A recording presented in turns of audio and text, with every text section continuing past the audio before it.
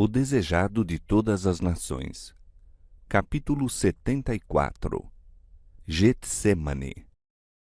Em companhia dos discípulos, fez o Salvador vagarosamente o caminho para o jardim de Getsêmane.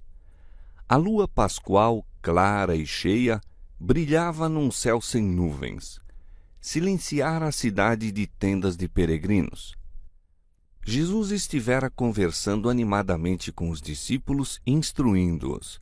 Mas, ao aproximar-se do Getsêmane, tornou-se estranhamente mudo. Muitas vezes lá estivera para meditar e orar, mas nunca com o coração tão cheio de tristeza como nessa noite de sua última agonia. Durante sua vida na terra, andara à luz da presença de Deus. Quando em conflito com homens que eram inspirados pelo próprio espírito de Satanás, podia dizer: aquele que me enviou está comigo. O Pai não me tem deixado só, porque eu faço sempre o que lhe agrada. Agora, porém, parecia excluído da luz da mantenedora presença de Deus. Era então contado entre os transgressores. Devia suportar a culpa da humanidade caída. Sobre aquele que não conheceu o pecado, devia pesar a iniquidade da raça caída.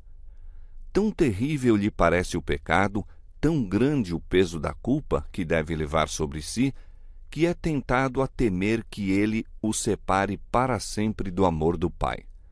Sentindo quão terrível é a ira de Deus contra a transgressão, exclama: a minha alma está profundamente triste até a morte. Ao aproximarem-se do jardim, os discípulos notaram a mudança que se operara em seu mestre. Nunca dantes o tinham visto tão indizivelmente triste e silencioso.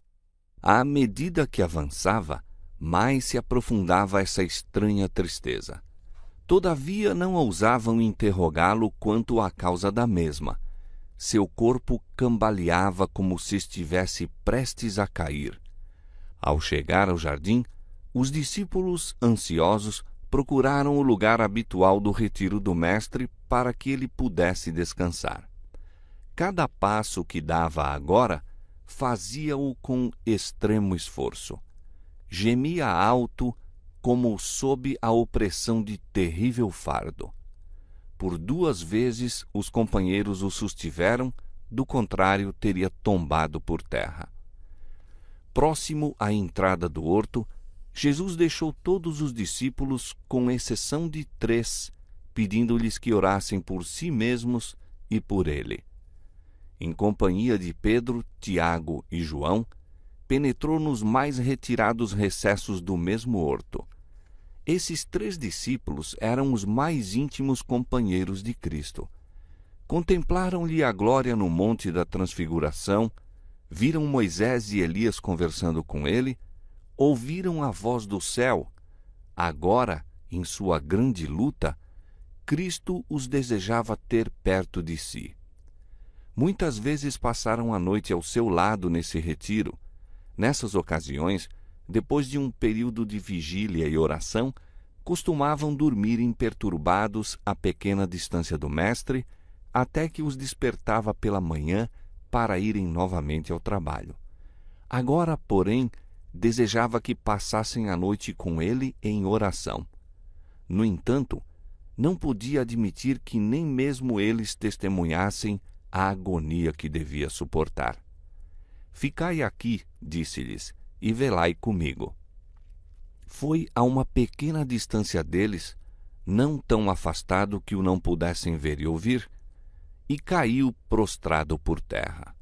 Sentia que, pelo pecado, estava sendo separado do Pai. O abismo era tão largo, tão negro, tão profundo, que seu espírito tremeu diante dele. Para escapar a essa agonia, não deve exercer seu poder divino. Como homem, cumpre-lhe sofrer as consequências do pecado do homem. Como homem, deve suportar a ira divina contra a transgressão. Cristo se achava então em atitude diversa daquela em que sempre estivera.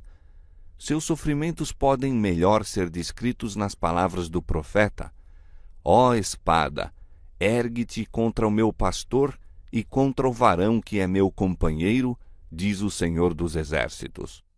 Como substituto e refém do pecador, estava Cristo sofrendo sob a justiça divina. Viu o que significa justiça. Até então, fora como um intercessor por outros.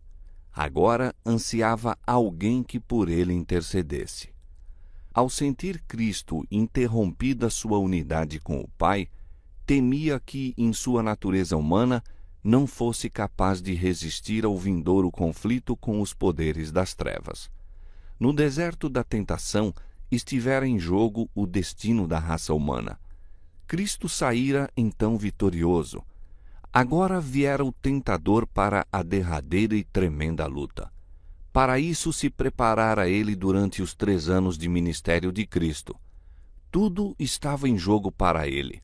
Falhasse aqui, e estava perdida sua esperança de domínio. Os reinos do mundo tornar-se-iam afinal possessão de Cristo. Ele próprio seria derrotado e expulso. Mas se Cristo pudesse ser vencido, a terra se tornaria para sempre o reino de Satanás e a raça humana estaria perpetuamente em seu poder. Com os resultados do conflito perante si, a alma de Cristo se encheu de terror da separação de Deus. Satanás dizia-lhe que, se tornasse o penhor de um mundo pecaminoso, seria eterna separação. Ele se identificaria com o reino de Satanás e nunca mais seria um com Deus. E que se lucraria com esse sacrifício? Quão desesperadas pareciam a culpa e a ingratidão humanas! Satanás apertava o Redentor, apresentando a situação justamente em seus piores aspectos. A nação que pretende achar-se acima de todas as outras quanto às vantagens temporais e espirituais, rejeitou-te. Procuram destruir-te a ti, fundamento, centro e selo das promessas que lhes foram feitas como povo particular. Um de teus próprios discípulos, que tem ouvido tuas instruções e sido um dos de mais destaque nas atividades da igreja, trair-te-á. Um de teus mais zelosos seguidores te há de negar. Todos te abandonarão. Cristo repeliu esse pensamento com todo o seu ser. Que aqueles a quem empreendera salvar, aqueles a quem tanto amava, se unissem aos tramas de Satanás, isto lhe traspassava a alma. Terrível era o conflito. Media-se pela culpa da nação, de seus acusadores e traidor, pela culpa de um mundo imerso na impiedade. Os pecados dos homens pesavam duramente sobre Cristo e esmagava-lhe a alma o sentimento da ira divina. Contemplai-o considerando o preço a ser pago pela alma humana. Em sua agonia, apega-se ao solo frio como a impedir de ser levado para longe de Deus. O enregelante orvalho da noite cai-lhe sobre o corpo curvado, mas não atenta para isso. De seus pálidos lábios irrompe o amargo brado. Meu Pai, se é possível, passe de mim esse cálice. Mas mesmo então acrescenta: todavia não como eu quero, mas como tu queres. O coração humano anseia simpatia no sofrimento. Esse anseio experimentou o Cristo até ao mais profundo de seu ser. Na suprema angústia de sua alma, foi ter com os discípulos com aflitivo desejo de ouvir algumas palavras reconfortantes daqueles a quem tantas vezes concedera bênçãos e conforto e escudara na dor e na aflição. Aquele que para eles tivera sempre expressões de simpatia, sofria agora sobre-humana dor e almejava saber que estavam orando por ele e por si mesmos. Quão negra se lhe afigurava a malignidade do pecado! Terrível foi a tentação de deixar que a raça humana sofresse as consequências de sua própria culpa e ficasse ele inocente diante de Deus. Se tão somente soubesse que os discípulos compreendiam e avaliavam isso, seria fortalecido. Erguendo-se num doloroso esforço, dirigiu-se cambaleante ao lugar onde deixara os companheiros, mas achou-os adormecidos. Houvesse-os encontrado em oração e ter-se-ia sentido aliviado. Estivessem buscando refúgio em Deus para que as forças satânicas não prevalecessem sobre eles, e Jesus se teria sentido confortado por sua firme fé. Mas não deram ouvidos à repetida advertência: vigiai e orai. A princípio ficaram perturbados ao ver o Mestre, de ordinário tão calmo e de tanta compostura, lutando com uma dor que estava além da compreensão. Tinham orado enquanto ouviram os grandes clamores do sofredor. Não pretendiam abandonar seu Senhor, mas pareciam paralisados por um torpor que teriam sacudido de si caso houvessem continuado a rogar a Deus. Não compreendiam a necessidade de vigilância e fervorosa súplica a fim de resistir à tentação. Mesmo antes de se dirigir para o horto, Jesus dissera aos discípulos: todos vós esta noite vos escandalizareis em mim. Haviam-lhe assegurado firmemente que o acompanhariam à prisão e à morte, e o pobre, presunçoso Pedro acrescentara: ainda que todos te escandalizem em ti, eu nunca me escandalizarei. Mas os discípulos confiavam em si mesmos. Não olharam para o poderoso ajudador, como Cristo os aconselhara a fazer. Assim, quando o Salvador se encontrava em mais necessidade das simpatias e orações deles, foram achados dormindo. Mesmo Pedro dormia. E João, o amorável discípulo que se reclinara ao peito de Jesus, estava adormecido. Certamente o amor de João por seu mestre o deveria ter mantido desperto.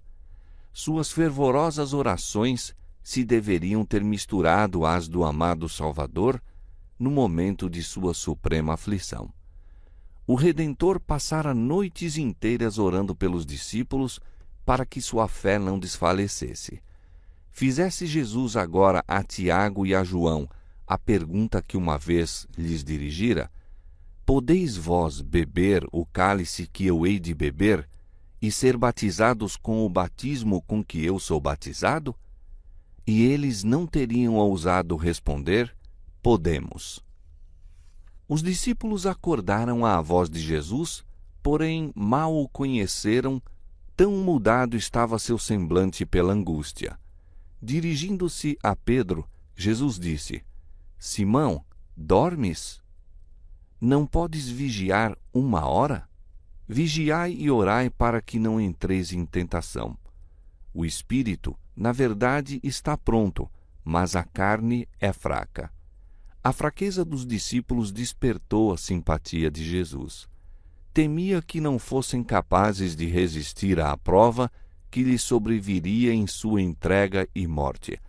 Não os reprovou, mas disse: vigiai e orai para que não entreis em tentação.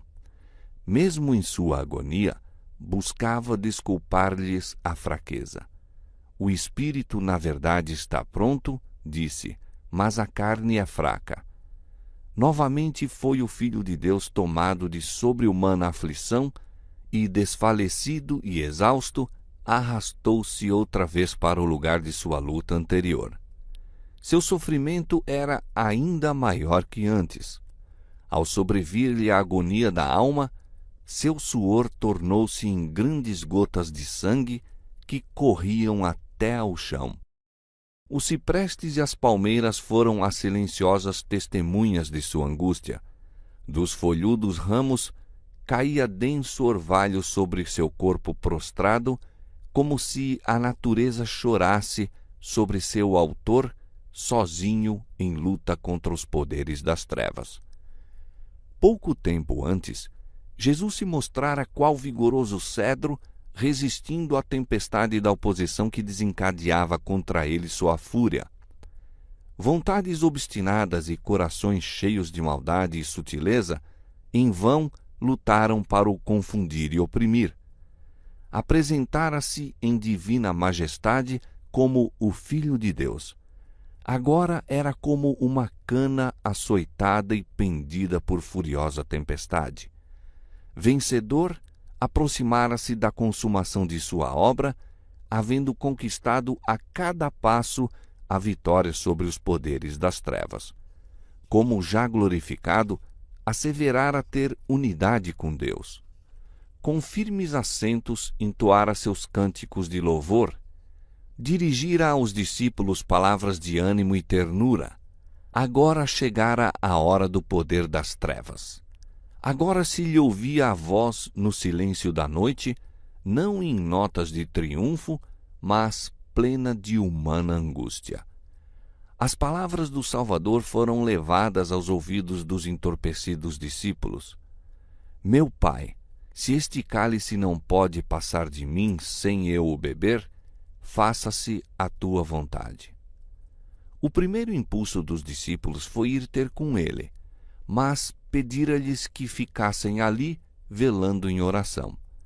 Quando Jesus chegou a eles, achou-os ainda adormecidos. De novo sentirá ele o anseio da companhia, de algumas palavras dos discípulos que trouxessem alívio e quebrassem o encanto das trevas que quase o venciam. Mas seus olhos estavam cegados e não sabiam que responder-lhe. Sua presença os despertou. Viram-lhe o rosto manchado com o suor sanguinolento da agonia e encheram-se de temor. Sua angústia mental não a podiam compreender. O seu parecer estava tão desfigurado mais do que o dos outros filhos dos homens. Voltando, Jesus tornou a procurar o seu retiro, caindo prostrado, vencido pelo horror de uma grande treva. A humanidade do Filho de Deus tremia naquela probante hora. Não orava agora pelos discípulos para que a fé deles não desfalecesse, mas por sua própria alma assediada de tentação e angústia. O tremendo momento chegara, aquele momento que decidiria o destino do mundo. Na balança oscilava a sorte da humanidade. Cristo ainda podia, mesmo então, recusar beber o cálice reservado ao homem culpado. Ainda não era demasiado tarde. Poderia enxugar da fronte o suor de sangue e deixar perecer o homem em sua iniquidade. Poderia dizer: receba o pecador o castigo de seu pecado, e eu voltarei a meu Pai. Beberá o Filho de Deus o amargo cálice da humilhação e da agonia? Sofrerá o inocente as consequências da maldição do pecado para salvar o criminoso? Trêmulas caem as palavras dos pálidos lábios de Jesus. Meu Pai, se este cálice não pode passar de mim sem eu o beber, faça-se a tua vontade. 3 vezes proferiu essa oração.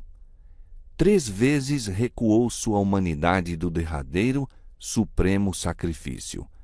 Surge, porém, então, a história da raça humana diante do Redentor do mundo. Vê que os transgressores da lei, se deixados a si mesmos, têm de perecer.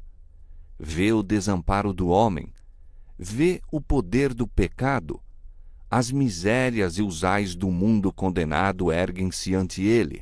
Contempla-lhe a sorte iminente e decide-se. Salvará o homem, custe o que custar de sua parte. Aceita seu batismo de sangue para que, por meio dele, milhões de almas a perecer obtenham a vida eterna. Deixou as cortes celestiais, onde tudo é pureza, felicidade e glória, para salvar a única ovelha perdida, o único mundo caído pela transgressão. E não se desviará de sua missão. Tornar-se-á a propiciação de uma raça que quis pecar. Sua prece agora respira apenas submissão. Se este cálice não pode passar de mim sem eu o beber, faça-se a tua vontade.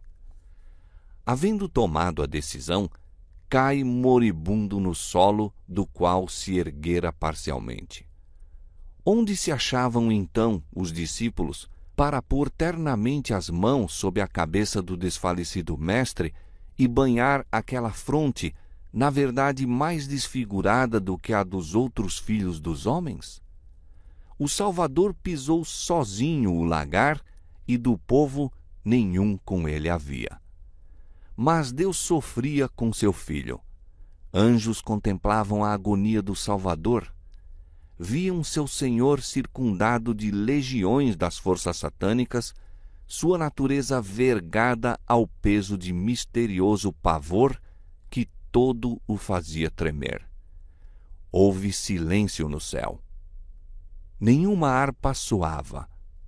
Pudessem os mortais ter testemunhado o assombro das hostes angélicas quando, em silenciosa dor, observavam o Pai retirando de seu bem-amado Filho os raios de luz, amor e glória, e melhor compreenderiam quão ofensivo é aos seus olhos o pecado. Os mundos não caídos e os anjos celestiais vigiavam com intenso interesse o conflito que se aproximava do desfecho. Satanás e suas hostes do mal, as legiões da apostasia, seguiam muito atentamente essa grande crise na obra da redenção. Os poderes do bem e do mal aguardavam para ver qual a resposta que seria dada à oração de Cristo 3 vezes repetida. Os anjos anelavam trazer alívio ao divino sofredor, mas isso não podia ser. Nenhum meio de escape havia para o Filho de Deus. Nessa horrível crise, quando tudo estava em jogo, quando o misterioso cálice tremia nas mãos do sofredor, abriu-se o céu, refugiu uma luz por entre a tempestuosa treva da hora da crise, e o poderoso anjo que se acha na presença de Deus, ocupando a posição da qual Satanás caíra, veio para junto de Cristo. O anjo não veio para tomar-lhe o cálice das mãos, mas para fortalecê-lo a fim de que o bebesse com a certeza do amor do Pai. Veio para dar força ao divino humano suplicante. Ele lhe apontou os céus abertos, falando-lhe das almas que seriam salvas em resultado de seus sofrimentos. Afirmou-lhe que seu Pai é maior e mais poderoso que Satanás, que sua morte redundaria na íntima derrota do mesmo e que o reino deste mundo seria dado aos santos do Altíssimo. Disse-lhe que ele veria o trabalho de sua alma e ficaria satisfeito, pois contemplaria uma multidão de membros da família humana salvos, eternamente salvos. A agonia de Cristo não cessou, mas sua depressão e desânimo o deixaram. A tempestade não amainou de maneira alguma, mas aquele que dela era objeto estava fortalecido para lhe enfrentar a fúria. Saiu calmo e sereno. Uma paz celestial pairava-lhe no rosto manchado de sangue. Suportara aquilo que criatura humana jamais poderia sofrer, pois provara os sofrimentos da morte por todos os homens. Os adormecidos discípulos foram subitamente despertados pela luz que circundava o Salvador. Viram o anjo inclinado sobre o prostrado mestre, viram-no erguer a cabeça do Salvador sobre seu seio e apontar para o céu. Ouviram-lhe a voz, qual música suave, proferindo palavras de conforto e esperança. Os discípulos recordaram a cena do Monte da Transfiguração. Lembraram a glória que, no templo, envolvera Jesus e a voz de Deus que falara da nuvem. Agora se revelava aquela mesma glória e não tiveram mais temor pelo Mestre. Ele se achava sob o cuidado de Deus. Um poderoso anjo fora enviado para o proteger. Novamente, os discípulos, em sua fadiga, cedem àquele estranho torpor que os domina. novamente Jesus vai os encontrar adormecidos. Contemplando-os dolorosamente, diz ele: Dormi agora e repousai. Eis que é chegada a hora e o Filho do Homem será entregue nas mãos dos pecadores. Mesmo ao proferir essas palavras, ouviu as pisadas da turba que vinha em sua procura e disse: Levantai-vos, partamos, eis que é chegado o que me trai. Nenhum vestígio de sua recente agonia se podia divisar ao adiantar-se Jesus para enfrentar o traidor. Achando-se à frente dos discípulos, disse: A quem buscais? Responderam: A Jesus Nazareno. Jesus disse: Sou eu. Ao serem proferidas essas palavras, o anjo que há pouco estivera confortando a Jesus interpôs-se entre ele e a multidão. Uma luz divina iluminou o rosto do Salvador e uma como que pomba pairou sobre ele. Em presença dessa divina glória, a turba assassina não pôde permanecer um momento. Cambalearam em recuo. Sacerdotes, anciãos, soldados e o próprio Judas caíram como mortos por terra. O anjo retirou-se e dissipou-se a luz. Jesus tivera oportunidade de escapar, mas permaneceu calmo e senhor de si. Como pessoa glorificada, ficou em meio daquele bando endurecido, agora prostrado e impotente a seus pés. Os discípulos contemplavam tudo silenciosos, com admiração e respeitoso temor. Rapidamente, porém, mudou a cena. A turba ergueu-se, os soldados romanos, os sacerdotes e Judas reuniram-se em redor de Cristo.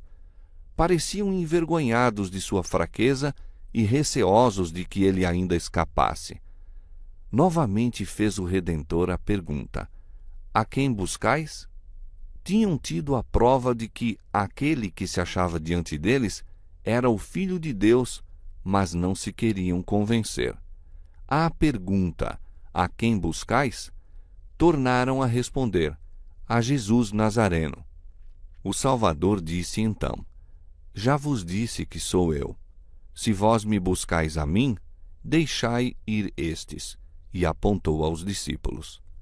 Sabia quão fraca era a fé deles e buscou escudá-los contra a tentação e a prova. Por eles estava pronto a se sacrificar. Judas, o traidor, não esqueceu a parte que devia desempenhar. Quando a turba penetrou no horto, fora ele que a conduzira, seguido de perto pelo sumo sacerdote. Aos perseguidores de Jesus deram um sinal, dizendo: O que eu beijar é esse, prendei-o. Pretende então não ter parte nenhuma com eles. Achegando-se a Jesus, toma-lhe a mão como um amigo familiar.